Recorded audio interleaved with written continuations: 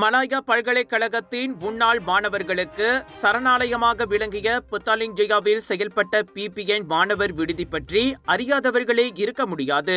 அந்த அளவுக்கு மேற்படிப்புக்கான புகலிடமாக விளங்கிய கோலாலம்பூரில் எங்கிருந்தோ வரும் மாணவர்கள் மத்தியில் அது பிரபலம். தேசிய தோட்ட தொழிலாளர் சங்கத்தின் முன்னாள் தலைவர் மறைந்த டாக்டர் பி நாராயணன் மற்றும் தேசிய தோட்ட தொழிலாளர் சங்கத்தின் ஆதரவோடு நிர்மாணிக்கப்பட்ட பிபிஎன் மாணவர் விடுதி 1965 ஆண்டு டிசம்பர் மாதம் 20ஆம் தேதி அதிகாரப்பூர்வமாக திறக்கப்பட்டது.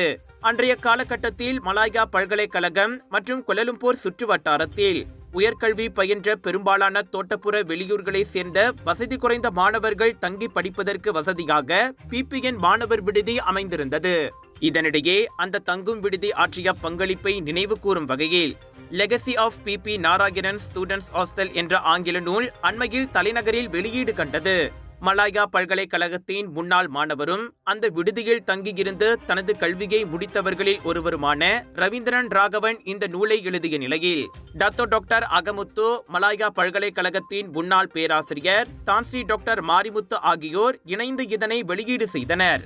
இந்த புத்தக வெளியீட்டு நிகழ்ச்சியின் போது எஸ்.வி. முத்து, பலுகே, Raviratnam, Dato Rajadurai, Gopalan, Thomas Matthew, Raman Chinnappa Naidu மற்றும் நூலாசிரியர் ரவீந்திரன் ராகவன் ஆகியோர் 1960, 1980 மற்றும் 1980 ஆண்டுகளில் தாங்கள் பல்கலைக்கழகத்தில் பயின்றபோது பிபிஎன் தங்கும் விடுதியில் தங்கியிருந்த அனுபவத்தை பகிர்ந்து கொண்டனர். பிபிஎன் ஹாஸ்டல்னு சொல்றது 1966 65 அந்த ஹாஸ்டல் திறந்தது. இந்த ஹாஸ்டலை நியமித்தது NUPW, national union of plantation workers, அதாவது தேசிய தோட்ட தொழிலாளர் சங்கம் ஆரம்பித்தாங்க. இவங்க எதுக்கு ஆரம்பித்தாங்கன்னு சொன்னாக்கா, அந்த சமயத்தில் தோட்டத்தில் உள்ள பிள்ளைங்க, எஸ்டேட் பிள்ளைங்க எடுத்துக்கிட்டாக்கா யூனிவர்சிட்டி மலையால் இடம் கிடைக்கும், வந்த பிறகு தங்குறதுக்கு இடம் இருக்காது, வசதி குறைவாக இருக்கும், ரொம்ப கல்ச்சர் ஷாக் இருக்கும். ஸோ இதையெல்லாம் ஹேண்டில் பண்ணுறதுக்கு இந்த ஹாஸ்டலை நியமித்தாங்க. ஸோ இந்த ஹாஸ்டலில் அதிகபட்சம் எஸ்டேட் பிள்ளைங்க தான் இருந்தாங்க. அப்போ எஸ்டேட்லேருந்து யூனிவர்சிட்டி மேலே இடம் கிடச்சா அங்கே தங்குவாங்க. இப்படி தான் இருந்துச்சு. என்ன எடுத்துக்கிட்டாக்கா, நான் 1988 அந்த ஹாஸ்டலில் தங்கினேன். 88 90 வரைக்கும் அந்த ஹாஸ்டலில் தங்கினேன். ஸோ இதில் தங்கி கெமிக்கல் இன்ஜினியரிங் செஞ்சேன் யூனிவர்சிட்டி மலையால். இதெல்லாம் முடித்து வேலை இந்த மாதிரி போயாச்சு. அதில் அப்புறம் திரும்ப இந்த ஹாஸ்டலை பார்க்கவும் இல்லை, திரும்ப வரவும் இல்லை. ரொம்ப வருஷம் கழித்து ரீயூனியன் நடந்துச்சு. 2-3 ரீயூனியன் நடக்கும்போது ஒரு ரீயூனியனில் நான் போய் கலந்துக்கிட்டேன். ஸோ அதில் ரொம்ப பேர் இந்த 1960-70 அங்கே தங்கினவங்களை சந்திக்க வேண்டிய ஒரு வாய்ப்பு கிடச்சிது. அந்த வாய்ப்பில் என்ன கண்டுபிடிச்சேன்னு சொன்னாக்கா, இப்போ என் காலத்துலையாவது கொஞ்சம் மாடர்ன் ஆகிடுச்சு. ஆளுங்க பைக் வச்சுருப்பாங்க, ஸ்டூடெண்ட்ஸ் கொஞ்சம் தெளிவு இருந்துச்சு, நிறையா அவேர்னஸ் இருந்துச்சு. இந்த 60-70 உள்ளவங்களோட கதையை கேட்டாக்கா அது ரொம்ப அபூர்வமாக இருந்துச்சு. அவங்க எப்படி படித்தாங்க, இப்போ எஸ்டேட் ரொம்ப உள்ளுக்கு இருக்கும், அதிலிருந்து 6-7 மைல் நடந்து படிச்சிருப்பாங்க. அந்த கட்டத்துலேயும் அவங்க ஃபார்ம் 6 வரைக்கும் படிச்சிருக்கிறாங்க, ஃபார்ம் 5 படிச்சிருக்கிறாங்க.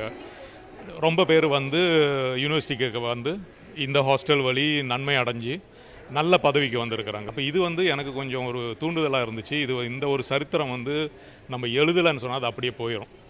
அப்போ என்ன பண்ணேன்னு சொன்னாக்கா, அந்த ரியூனியனில் வந்தவங்களோட கமிட்டி ஆளுங்கக்கிட்ட பேசி அவங்ககிட்ட சொன்னேன், சரி நம்ம ஒரு புத்தகம் எழுதுவோம். இந்நிகழ்ச்சியில் தனது நினைவலைகளையும் நிகழ்ச்சியோடு பகிர்ந்து கொண்டார் பேராசிரியர் அகமுத்து.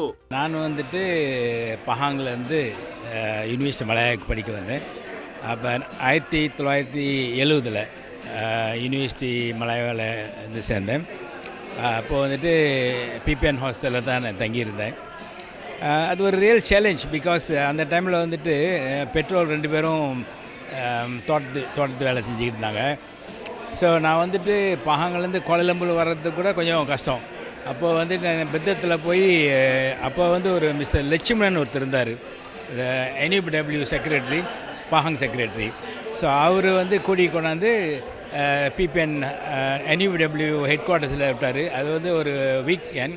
அப்புறம் ஒரு வாரம் தங்கின பிறகு இந்த பிபிஎன் ஹாஸ்டலில் போக சொன்னாங்க. அப்புறம் அங்கேருந்து ஹாஸ்டலில் 1970 போயிட்டு சேர்ந்தேன். அப்புறம் 4 வருஷம் என்னோடய சயின்ஸ் படிப்புக்கு 4 வருஷம் அங்கே தங்கியிருந்தேன். அப்புறம் திருப்பியும் 75 மாஸ்டர்ஸ் படிக்கிறதுக்கு பிபிஎன் ஹாஸ்டலில் தான் தங்கியிருந்தேன். அப்புறம் மாஸ்டர்ஸ் 2 வருஷம் தங்கினேன். அப்புறம் வெளியே போயிட்டு மாஸ்டர்ஸ் முடிச்சுட்டு அப்புறம் 1983 PhD முடித்தேன். இந்த நிகழ்ச்சியில் 1960 முதல் 1990 ஆண்டு வரை தங்களது உயர்கல்வியை பயின்றபோது பிபிஎன் தங்கும் விடுதியில் தங்கியிருந்த முன்னாள் மாணவர்கள் திரளாக கலந்து கொண்டதோடு அவர்கள் அனைவருக்கும் இப்புத்தகம் இலவசமாக வழங்கப்பட்டது.